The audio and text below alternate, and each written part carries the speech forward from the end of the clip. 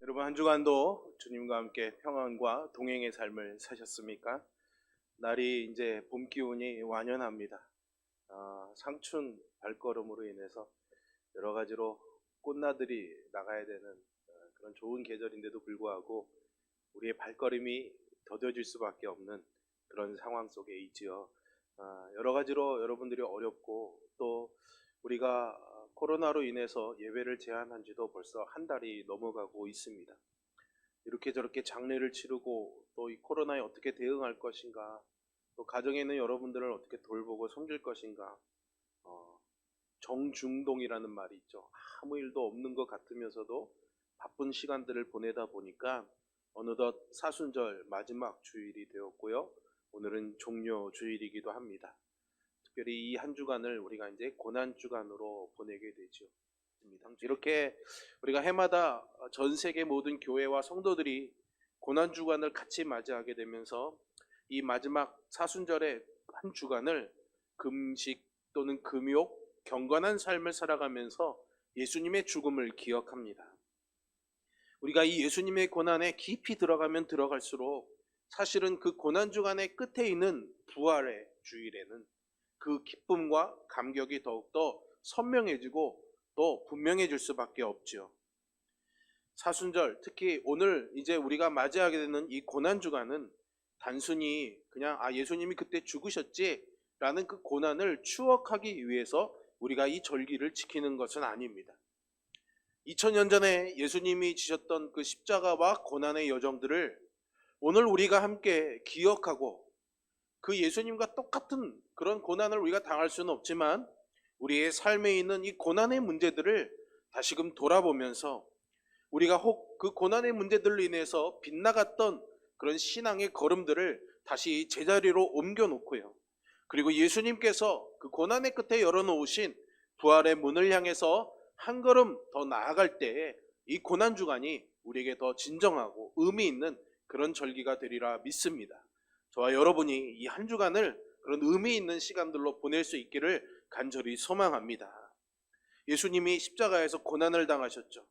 그 고난에 비할 바는 아니겠지만 우리 인생에도 고난이 참 많습니다. 어떻게 보면은 고난이라는 것이 우리의 삶에 뗄래야 뗄 수 없는, 마치 동전의 양면과 같은 그런 것으로 우리 곁에 있지요. 그리고 이 고난은 우리의 삶을 자꾸만 힘겹게 하고 있습니다. 누가 뭐래도 이 고난은 사실은 다 피하고 싶은 것이고 반갑지가 않습니다. 그래서 이제 정말 그림자처럼 우리의 삶을 따라다니는 이 고난을 견뎌보려고요, 여러 가지 궁여지책을 내놓고 애써서 현실을 외면해 보기도 하고요, 때로는 의미 없는 웃음이나 쾌락에 그 모든 우리의 삶의 중심들을 잠시 맡겨놓기도 합니다. 하지만 그런 식으로 우리의 고난을 외면하면 외면할수록 고난은 우리를 더 놓아주지는 않습니다. 우리가 죄인이기 때문에 고난을 받는다라는 교리가 있습니다. 맞습니다. 우리는 죄인이기 때문에 고난을 당합니다. 그러니까 그래, 나만 아니라 다른 모든 사람들도 고난을 받는 거야 라는 그런 일반화된 원리를 가지고 나 스스로를 위로할 때도 있죠. 다 받는 고난인데 뭐, 이렇게 스스로를 위로합니다. 그런데 그렇게 애써 나 스스로를 위로하고 다잡아보고 살아보려고 하지만 눈을 들어서 보게 되면은 그렇게 고난 가운데 있지 아니하고, 아니면 하나님 말씀 때문에 당하는 그 고난들을 당하지 아니하고 하나님 없이 살면서도 오히려 더 악한 인생을 살아가면서도 세상에 속한 삶을 살아가면서도 형통한 사람들을 보게 되면은 내 고난의 문제, 애써 외면하고 덮어놓았던 그 고난들이 슬그머니 고개를 들고 올라오게 되죠. 우리도 지금 그렇지 않습니까? 사실은 교회가 이 코로나 사태로 인해서 굉장히 많은 집중포화를 받고 있습니다. 우리는 사실 어떻게 보면 되게 억울한 느낌도 듭니다. 왜 유독 교회만 못 가게 하는 걸까? 지금 벚꽃이 한참 피지 않습니까? 벚꽃이 유명한 곳에는 그렇게 오지 말라고 그래도 사람들이 막 미어 터지게 몰려오는데 그 사람들은 때려잡지도 못하고, 젊은이들은 술집이며 유흥 그런 장소로 몰려들고 있는데 그거 하나 통제하지 못하면서 왜 우리만 이렇게 괴롭히느냐, 이렇게 억울한 마음이 들 때가 있죠. 저 사람들은 다 자기들이 하고 싶은 거 즐기면서 하는데 왜 우리만 이렇게 고통당해야 되냐, 마음이 상합니다. 그렇다고 그래서 우리의 이 고통의 문제를 외면할 수가 없죠. 고난은 덮어놓고 외면한다고 해서 해결할 수가 없다라는 것을 알기 때문에 우리는 아프고 쓰리지만은 다시금 이 고난의 문제를 붙들고 씨름을 해야만 합니다. 왜 고난은 이렇게 우리를 떠나지 않고 찾아오는 걸까요, 여러분? 그리고 왜 악인이 도리어 형통하고 의인은 고통을 당해야 하는 걸까요? 오늘 우리가 읽은 이사야서의 본문의 주인공인 선지자 이사야도 이 사실이 마음에 너무 힘들었습니다. 여러분 6절을 한번 보십시오. 나를 때리는 자들에게 내 등을 맡기며 나의 수염을 뽑는 자들에게 나의 뺨을 맡기며 모욕과 침뱉음을 당하여도 내 얼굴을 가리지 아니하였느니라 라고 말합니다. 이사야서 50장은 고난받는 종의 노래로 불리는 본문이기도 한데요, 하나님이 세우신 사람이 수치와 모욕을 당하고 있습니다. 고난을 당하고 있는 거죠. 여러분이 이사야가 당하고 있는 이 고난이 여러분들에게는 어떻게 느껴지고 계십니까? 여러분, 이사야는 하나님으로부터 세움받은 선지자입니다. 하나님으로부터 거룩하게 세움을 받아서 하나님의 말씀을 대언해서 전하는 것이죠. 그러니 그가 전하는 그 하나님의 말씀은 그 개인의 의견이 아니라 하늘로부터 오는 권위의 말씀이었습니다. 그런데 문제는 아무도 이 이사야의 하나님의 말씀을 귀담아 듣지 않았다라는 사실이죠. 이사야가 활동하던 시대에 이 남유다는 굉장히 혼란스러웠습니다. 강대국들이 막 일어나고 제국이 약한 나라들을 막 잡아먹는 약육강식이 아주 분명하게 드러나고 있던 그런 아주 힘든 시기였죠.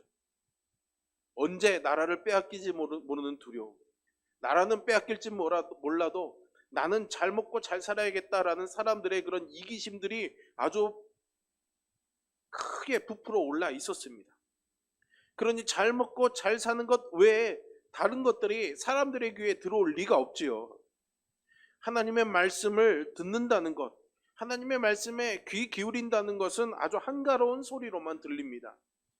물론 그 가운데 이사야의 말이 옳다, 너 하는 말이 정말 맞다라고 인정해주는 사람들도 있었지만 그들도 듣기만 하였지 그렇게 살지는 못하고 있었습니다. 모두가 다 그저 하나님의 말씀이 아니라 세상에 편승해서 살아갔죠. 게다가 하나님을 믿으라라는, 그래야 우리가 살 수 있다라는 그의 메시지는 세상의 권력을 잡은 세상의 주인들에게는 여전히 귀에 거슬리는 소리밖에 될 수 없었습니다.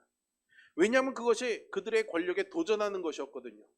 하나님의 나라가 이루어지기 위해서, 하나님의 공동체가 이루어지기 위해서는 나만 잘 먹고 잘 사는 것이 아니라 가난하고 약하고 어려운 사람들을 돌봐줘야 되거든요. 그것이 하나님의 뜻이었고 하나님의 공이었거든요. 그런데 내가 가진 것만을 챙기려는 그런 권력을 가진 사람들, 물질을 가진 사람들에게는 그 말이 고깝게 들릴 수밖에 없었겠죠. 그리고 이사야가 신랄하게 그 실체를 폭로하고 있으니 더 이상 이 이사야를 가만둘 리가 없습니다. 그래서 그를 핍박하고 박해합니다. 우리가 아까 보았던 6절에서 수염이 뽑히고 뺨을 맞고 모욕과 침뱉음을 당한다는 것이 바로 그러한 사실들을 보여주고 있는 것이죠. 하나님의 말씀을 듣고 따르다가 이런 일을 경험하게 된다면 여러분, 우리의 마음에 뭐가 밀려올까요? 사실은 놀랍다라는 생각보다는 왜 내가 괜히 나섰을까? 후회가 밀려오고, 그렇지 않았다면 어땠을까? 좌절감이 밀려오고, 아무도 나를 몰라주는구나 라는 고독감이 밀려오겠죠. 왜 나만 이렇게 살아야 되는가? 이렇게 산다고 뭐가 달라질 것인가? 누구나 다 이런 갈등 사이에 서게 됩니다. 제 아무리 믿음이 좋고 신앙이 깊다고 할지라도 우리는 늘 이렇게 신앙과 현실이라는 이 경계선 사이에서 흔들릴 수밖에 없는 그런 존재인 것이죠. 그리고 세상은 그렇게 우리를 흔들어 놓을 만큼 거칠기도 합니다. 그런데 여러분, 오늘 이 이사야 선지자, 그렇게 모욕을 당하고 있는 이 선지자가 도리어 큰 힘을 내어서 큰 소리로 외치죠. 오히려 당당한 면을 보여줍니다. 8절에 보십시오. 나와 다툴 자가 누구냐? 나와 함께 설지어다. 나의 대적이 누구냐? 내게 가까이 나올지어다. 그래, 너희들이 나를 이렇게 괴롭히고 핍박하냐? 나를 대적할 사람 이리 와봐라. 나를 대적할 사람 나와 함께 한번 맞짱 떠보자. 뭐 이런 말인 겁니다. 여러분, 어떻게 이럴 수가 있을까요?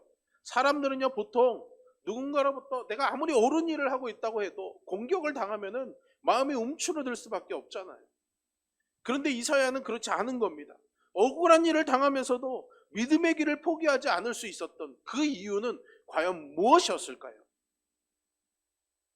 우리는 여기서 다시금 오늘의 주인공인 종료주일의 예수 그리스도께로 시선을 한번 돌려보려고 합니다. 예수님이야말로 이 고난의 주간에 그 어느 누구도 상상할 수 없는 그런 아주 반전이 있는 그런 고난을 당하셨거든요. 오늘이 종료주일이죠, 여러분. 왜 종료주일이라고 그러는지 아십니까? 예수님이 예루살렘에 오실 때 사람들이 종려나무를 흔들었으니까요. 그럼 왜 사람들이 종려나무 가지를 흔들었을까요? 여기에 무슨 의미가 있는 걸까요, 여러분? 사실은 예수님이 오시기 전에 한 160년 전에 이스라엘에 아주 멋진 혁명이 일어났었습니다.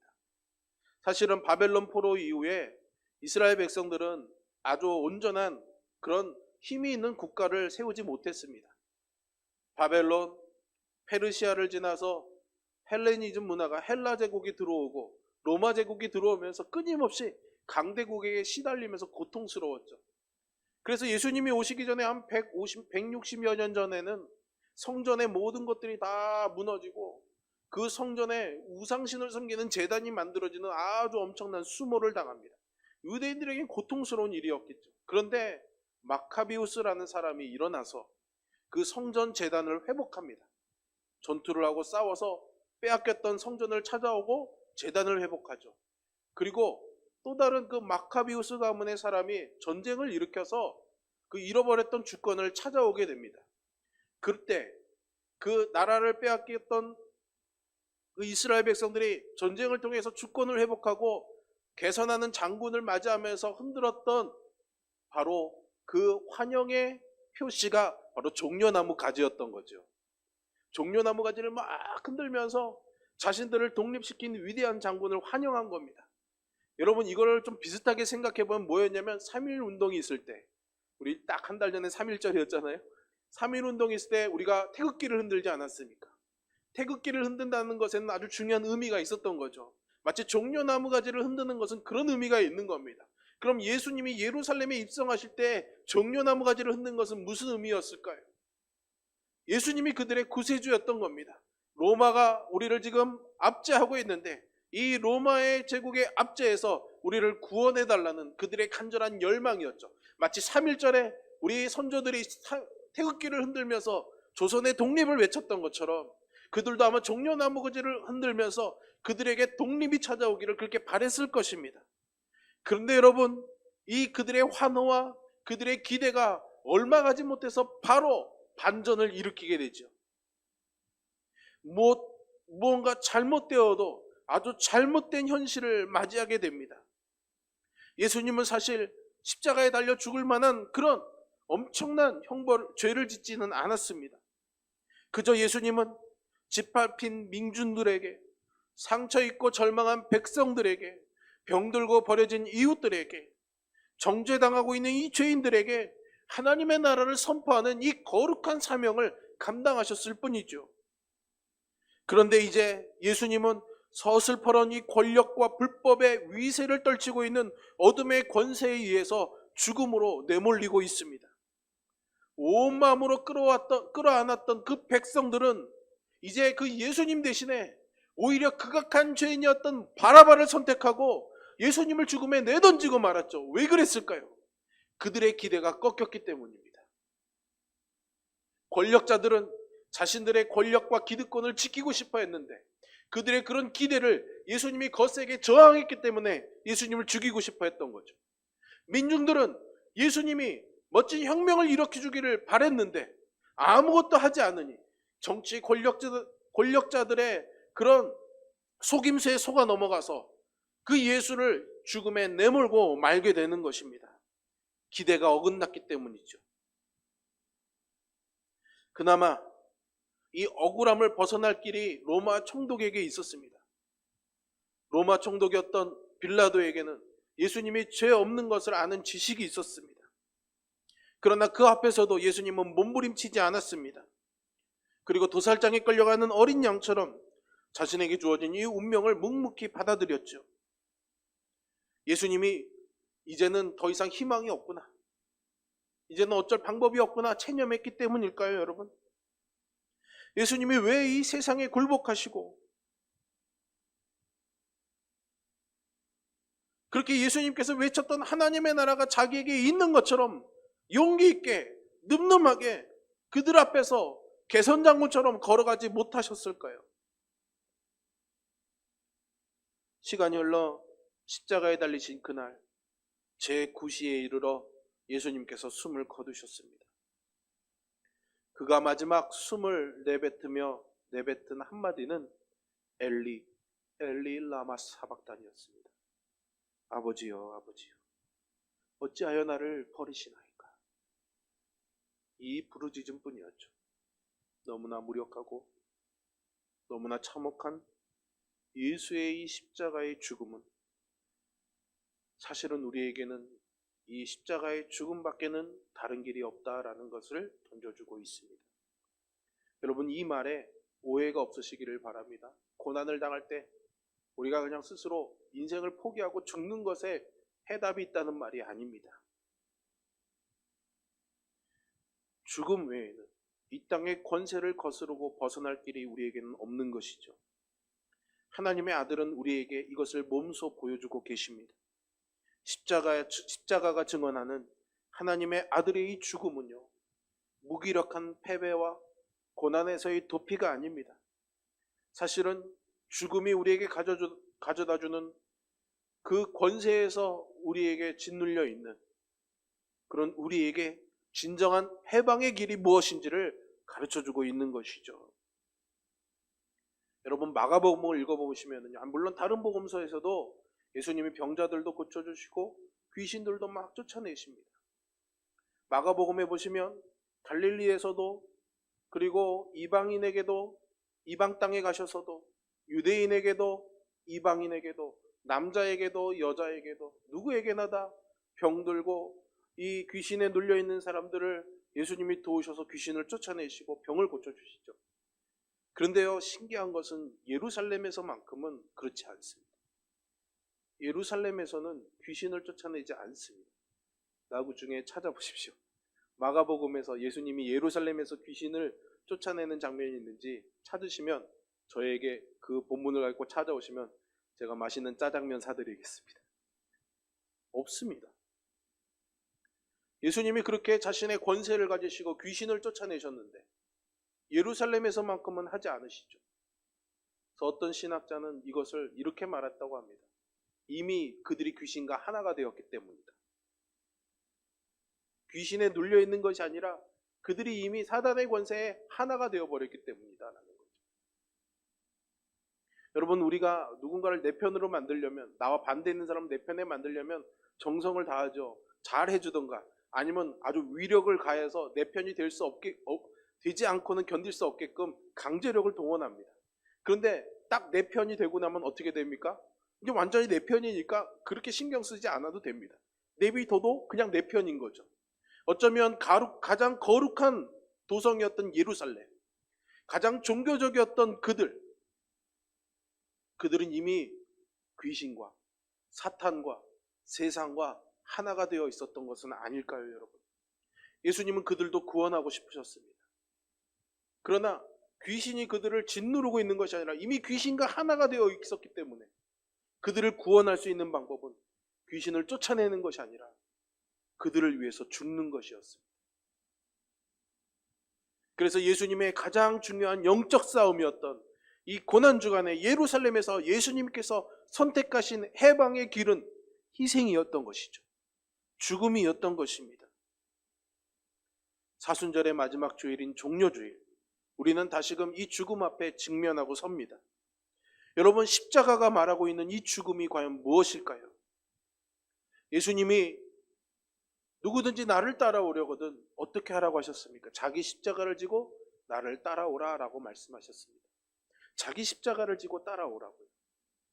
그러면 그것으로 예수님을 따르는 것이 끝납니까? 예수님도 십자가를 지셨습니다. 그러나 지는 것으로 끝나지 않았습니다. 그 십자가를 짐의 마지막의 끝은 무엇이었습니까? 십자가에 매달리는 것이었죠. 십자가를 지는 것이 목적이 아니라 십자가를 지는 것은 십자가에 매달려 죽기 위한 과정이었던 것이죠. 그러니 십자가를 지는 것의 결과는 십자가의 죽음이었던 것이죠. 그러면 예수님이 제자들에게 나를 따라오려거든, 나와 한 몸이 되기를 원하거든, 나와 같이 하기를 원하거든 십자가를 지라고 하셨던 그 말의 의미는 과연 무엇일까요? 너희도 나처럼 십자가를 지고 와서 죽어야 된다라는 말씀 아니었을까요, 여러분?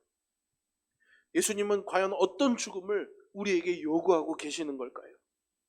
세상이 가르쳐주는 방식으로는 결코 죽음이 가져오는 이 고통과 고난을 우리가 거스를 수가 없습니다. 그러니 사실은 우리가 다른 방법으로, 십자가를 지지 않는 다른 방법으로 돈을 많이 벌거나 아니면 멋진 성공을 이루어서 하나님의 나라를 위해 헌신하겠다라는 것은 어쩌면 자기 십자가를 지고 나를 따르라는 이 예수님의 가르침과는 조금 다른 것 아닐까요, 여러분? 무엇을 많이 소유하고 어떤 업적을 이루고 유명해지고 어떤 영향력을 가진 힘을 가지는 것, 고난과 환난, 시련과 아픔이 찾아오면 그것을 지어내기 위해서 뭔가를 이루고 해내야 한다는 것, 이런 모든 것들은 다 세상의 방식이죠, 여러분. 그런데 여러분, 예수님은 십자가를 지고 나를 따라오라고 했습니다. 십자가를 지려면 세상의 권세도, 세상의 영광도, 세상의 물질도, 어떤 성취도 우리가 함께 그것을 지고 십자가를 지고 갈 수가 없습니다. 그런 것들을 내려놓아야 십자가를 질 수 있는 것 아닙니까? 그러니 십자가는 우리에게 그러한 것들, 이것이 있어야만 우리가 하나님의 일을 할 수 있는데, 우리가 부유해져야만 영광을 돌릴 수 있는데, 우리가 성공해야만 하나님을 전할 수 있는데, 우리가 어떤 힘을 가져야만 뭔가를 할 수 있는데 라는 것들을 다 내려놓게 하는 거죠. 그것이 십자가의 죽음 아닐까요, 여러분? 예수님은 우리에게 세상의 고난이나 핍박을 벗어나거나 해결할 방법들을 가르쳐주지 않으셨습니다. 예수님의 피 묻은 십자가는 오히려 우리로 하여금 그 고난을 직면하라는 것이죠. 그 고난에 들어가라는 겁니다. 예루살렘을 새롭게 하시기 위해 성전을 뒤집어서 아버지의 집이 될 수 있도록 그것을 바꾸시기 위해서 예수님이 선택하신 일은 십자가에 죽으시는 것이었죠. 그것처럼 우리에게 그 고난을 직면하고 죽음을 맞닥뜨려서 그 가운데로 들어가라고 자기 십자가를 지고 따르라는 말씀을 하시는 것 아닐까요, 여러분? 그러니 여러분, 우리가 믿는 이 기독교 신앙은요, 사는 법을 가르치는 종교가 아닙니다, 여러분. 어쩌면은 이 신앙은 우리에게 죽는 법을 가르쳐주는 신앙이라고 저는 말하고 싶습니다. 십자가를 상징으로 바라보는 이 신앙, 그 신앙이 우리에게 늘상 말하고 있는 것이 무엇일까요? 바로 죽는 법입니다. 우리가 날마다 이 십자가를 보면서 뭘 생각해야 합니까? 이 한 주간 우리가 고난주간을 보내면서 우리가 무엇을 묵상합니까? 예수님의 죽음이잖아요. 예수님의 십자가의 죽음이잖아요. 그런데 우리는 이 십자가를 보면서 살 방법을 생각해야겠습니까? 죽을 방법을 생각해야겠습니까? 어떻게 죽느냐, 무엇에 죽느냐가 우리에게는 십자가가 주는 메시지인 것이죠. 탐욕을 추구하며 악을 도모하는 것이나 불의의 고개를 숙이고 타협하고 살다가 썩어지는 그런 죽음이 아니라 세상의 권세에 승리하고 하나님의 영광에 사로잡히는 길로서의 죽음을 우리는 예수에게서 배울 수 있고 그분을 따라감으로 우리는 그 삶을 살아갈 수가 있습니다. 그러니 여러분, 신앙이 말하는 죽음은 눈을 감는 겁니다. 여러분, 우리말에 참 죽음에 대한 재밌는 표현이 많지 않습니까? 돌아가셨다, 가셨다, 눈을 감으셨다 라는 표현이 있지 않습니까? 이 눈을 감으셨다, 어쩌면 우리의 눈은 넓은 길을 보고 있지 않습니까? 세상을 향한 출세의 길을 보고 있지는 않습니까? 남들보다 더 나은 삶을 사는 것이 행복이라고 보고 있지는 않을까요? 나보다 더 나은 삶을 사는 사람들을 부러워하던 그 눈도 있죠. 십자가의 죽음은 그런 눈을 감으라는 것입니다. 인정받으려는 욕구에서 벗어나고 비교와 경쟁을 부추기는 소리에 귀를 닫고 세상의 기준과 가치관에서 뒤돌아서고 그리스도께 나아가서 십자가의 길을 따르는 것만이 바로 진정한 죽음이며 그것이 사실은 다시 사는 죽음인 줄로 믿습니다. 여러분, 우리가 이 십자가가 가리키고 있는 이 죽음의 길로 나아갈 수 있는 힘은 과연 어디에서 우리가 얻을 수 있을까요? 내 힘으로는 갈 수 없잖아요. 온갖 아름답고 화려한 것으로 우리의 눈을 사로잡고 있는 이 세상의 유혹을 뿌리치고 핍박과 환난과 고통과 두려움이 여전히 이 길 위에 있지만은 우리가 그 길 위에 버티고 서 있을 수 있도록 나를 부인하고 자기 십자가를 질 수 있게 해주는 그 힘 말이죠. 여러분, 예수님께서 십자가에 죽으시고 돌아가신 이후에 정말 예상하지 못했던 뜻밖의 인물에게서 놀라운 탄성이 나옵니다. 우리는 그냥 이것을 스쳐 지나가지만 이게 굉장히 놀라운 발견인데요. 마태복음 27장 54절에 보시면 예수님을 십자가에 못 박았던 로마의 백부장이죠. 이방인이었습니다. 근데 그가 십자가에 죽으시는 그 예수님을 바라보고 나서 뭐라고 말합니까? 이 사람은 진실로 하나님의 아들이었구나. 이 사람은 정말로 하나님의 아들이었구나. 그가 복음을 합니까? 구약의 하나님을 합니까? 아브라함을 합니까? 모세를 합니까? 노아를 합니까? 아무것도 모르잖아요. 근데 도대체 무엇을 보고 십자가에서 죽으시는 그 예수님을 보면서 이 사람이 정말 하나님의 아들이었구나라고 말할 수가 있었을까요? 마태는요, 예수를 잡아서 죽인 이 백부장의 입을 통해서 예수님이 하나님의 아들이시라는 것, 다시 말해서 그가 하나님과의 관계 속에 있었던 분이라는 것을 드러내고 있는 거죠. 예수님은 십자가에 매달리셔서 끊임없이 하나님과 관계하고 계셨습니다. 엘리 엘리 라마 사박다니, 아버지 아버지, 아버지여, 저들이 지금 무슨 일을 하고 있는지 모릅니다. 그러나 저들의 죄를 용서하여 주시옵소서. 십자가에서 끊임없이 아버지를, 내 영혼을 아버지께 드립니다. 하나님과 끊임없이 관계하고 있었던 것을 그는 그 예수님의 말을 통해서 보았던 것이죠. 그러니까 예수님은 비록 십자가에서 죽으셨지만 놀라운 기적, 그 십자가에서 멋지게 짠 하고 내려오는 그런 놀라운 이적들을 보여주지는 않으셨지만 하나님과의 관계 속에 있었기 때문에 그 안에서 하나님의 아들이심을 드러내셨고 이방인이었던 로마 백부장조차도 그것을 알아보았던 것이죠. 하나님과의 관계 속에서 예수님은 자신이 그리스도이심을 드러내셨습니다. 여러분, 우리가 조금 뒤로 넘어가서 빌립보서의 말씀을 한번 살펴볼까요? 빌립보서 2장 8절부터 11절까지의 말씀입니다. 빌립보서 2장 8절부터 11절까지의 말씀인데요. 자막이 잘 안 넘어가나 보네요. 제가 한번 읽어보겠습니다. 사람의 모양으로 나타나서 자기를 낮추시고 죽기까지 복종하셨으니 함께 있습니다. 곧 십자가에 죽으심이라. 이러므로 하나님이 그를 지극히 높여 모든 이름 위에 뛰어난 이름을 주사 하늘에 있는 자들과 땅에 있는 자들과 땅 아래에 있는 자들로 모든 무릎을 예수의 이름에 꿇게 하시고 모든 입으로 예수 그리스도를 주라 시인하여 하나님 아버지께 영광을 돌리게 하셨느니라. 아멘. 여러분, 십자가는 하나님께 순종하는 예수님의 길이었습니다. 그런 예수를 모든 이들의 주와 그리스도가 되게 하신 것은 바로 하나님이셨습니다. 하나님은 예수님에게 사명을 주셨고 예수님은 그 사명에 순종하셨고 그 순종한 예수님을 하나님은 모든 사람들의 주와 그리스도가 되게 하신 거죠. 여러분, 이 사이가 느껴지십니까? 끊임없이 관계하고 있는 겁니다. 하나님 안에서 하나님과 아들 되신 그리스도 예수가 관계하고 계시는 거죠. 바울이 이 고백을 하고 있잖아요. 그러면 바울이 만나고 믿었던 예수는 오직 하나님과의 이 관계 안에서만 발견되는 그리스도였던 것입니다. 이 하나님과의 관계라는 말을 우리가 잘 기억해야 됩니다. 세상을 돌려보면요, 우리가 이 화려함에 마음을 빼앗길 수밖에 없습니다. 저 사람은 나보다 이렇게 잘하지도 못하는데 저렇게 잘 사는데, 저 사람은 하나님 믿지도 못하면서도 저렇게 자기가 하고 싶은 건 마음껏 누리며 사는데, 이런 비교 속에서 이 마음을 빼앗길 수 있다는 것이죠. 파도를 보고 바람의 소리를 듣는 순간 한없이 물속으로 빨려 들어갔던 베드로를 기억하십시오. 그것이 사실은 오늘날 우리의 모습 아닙니까?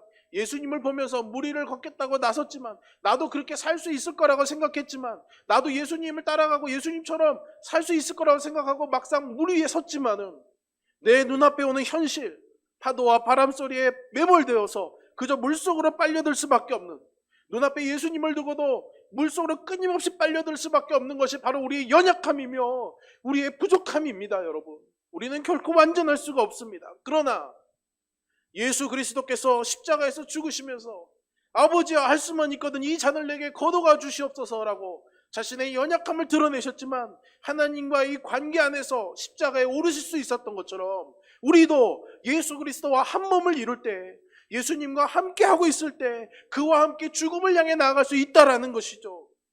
그것이 바로 하나님과의 관계 안에 거하는 길이며 하나님께서 우리를 인정해 주시는 길입니다. 그래서 바울은 나는 날마다 죽노라 라는 희망으로 살았던 것이죠. 여러분, 나는 날마다 죽노라. 여러분, 이 고난의 기간, 우리가 현실로 부딪힐 수밖에 없는 이 고난에서 벗어나려는 어떤 육체적인 세상적인 몸부림을 잠시 멈춰두어야겠습니다. 고통스러운 몸부림도 있지만 쾌락을 통해서 그것을 잊어보려는 그런 유혹하는 몸부림도 있죠. 이 모든 것들을 다 멈추고 온전히 예수 그리스도 안에 거함으로 인해서 세상에 대해서 죽는 저와 여러분이 되기를 바랍니다. 그것이 사실은 우리에게 다가오는 영영의 죽음의 이 고통과 고난에서 벗어날 수 있는 유일한 사는 길인 줄로 믿습니다. 그리고 그때 우리 안에서 당당한 이 외침이 터져 나오도록 성령께서 우리를 도와주실 줄로 믿습니다. 이사야의 고백처럼 말이죠.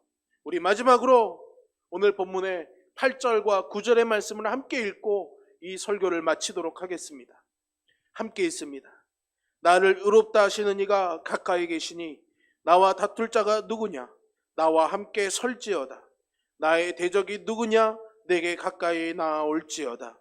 보라, 주 여호와께서 나를 도우시리니 나를 정죄할 자 누구냐? 보라, 그들은 다 옷과 같이 헤어지며 좀이 그들을 먹으리라. 아멘. 기도하겠습니다.